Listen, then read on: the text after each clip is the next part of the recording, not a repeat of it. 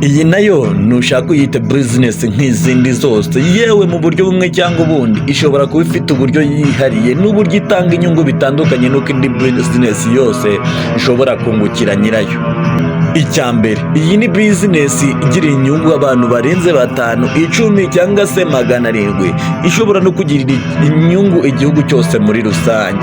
Icya kabiri kandi, iyi ni business ituma abana batera intambwe bakava mu kwitinya, yewe bakagira icyo bunguka mu bijyanye no gushyira ubwoba imbere y'uruvugiro y'imbaga nyamwinshi, ndetse no kuba bigirira umumaro mu buzima bwabo bwa buri munsi.